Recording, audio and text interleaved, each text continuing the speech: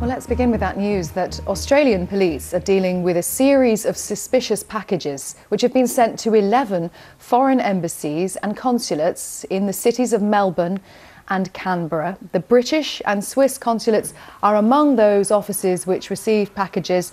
Those packages failed to pass routine security checks.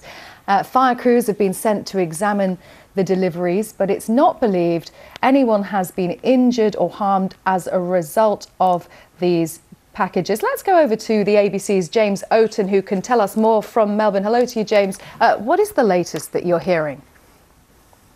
Well, the alarm was raised earlier today when a number of consulates received these suspicious packages. Now, the ABC has been able to confirm with a number of consulates throughout Melbourne which have received these packages. They include the consulate for New Zealand, Britain, the United States, Spain, Pakistan, Switzerland and South Korea. We've also seen emergency services, including paramedics, firefighters and police officers at the embassies for Greece, France, Hong Kong, Italy and India. Now, we don't know yet what was inside these packages. That's not something the police have been able to confirm yet, but I was speaking with one of the consulate workers for New Zealand, and she described that the consulate received a white envelope. Inside that envelope was a small plastic bag, smaller than a sandwich bag, and inside that was what appeared to be concrete and some fibres that kind of look like asbestos.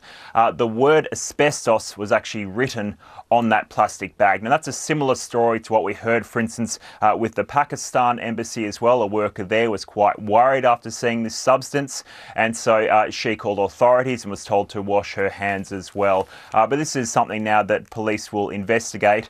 We know that the Swiss consulate said that it's not hazardous, but they're still treating it as hazardous, and certainly workers and police officers we've seen throughout the day have been wearing face masks. So they have been taking all necessary precautions here.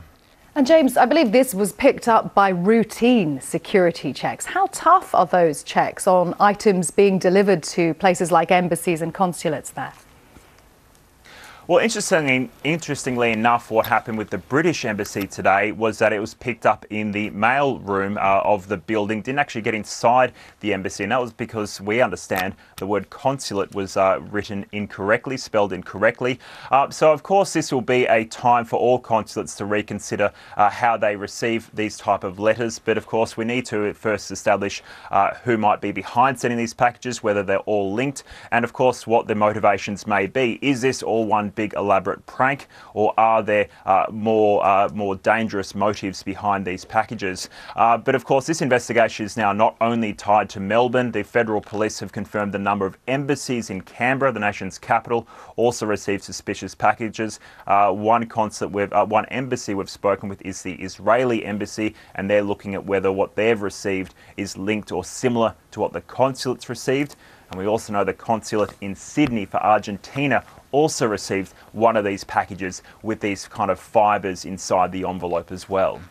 James, thank you very much. James Oaten from the Australian ABC reporting there live from Melbourne. Thank you very much for that update. Hi everyone, my name's Mike. I'm the creator of Mox News, and for the last 15 years I have been telling you that as long as I have the support of the community that I serve, Mox News will post videos forever. And that's the truth. As long as I have your support, no one could ever make me stop. Unfortunately, currently, less than 1/2 of 1/10 of 1% of Mox News viewers ever donate, tip, or contribute anything back. Again, let me make that really clear. Much less than 1/2 of 1/10 of 1% ever give anything back. And to those of you who have donated to Mox News, I want to thank you so much, because it's because of your generosity that we have been able to bring attention to important videos that millions and millions of eyes would have never seen. And I think that that's an amazing thing that we've been able to make happen together. And I can't thank you enough for helping me make that happen. So it's not too late. If you'd like to see Mox News covering the 2020 presidential election, if you can't imagine the 2020 presidential election without Mox News, please, there's still time. You can make a difference. It's easy to make a contribution, donation, or tip. You can go to moxnews.com, or in the text body of this video, there are clickable links to the Patreon page or to the PayPal page. And again, it should take less than 2 minutes to make a donation. And your donation can make a big difference.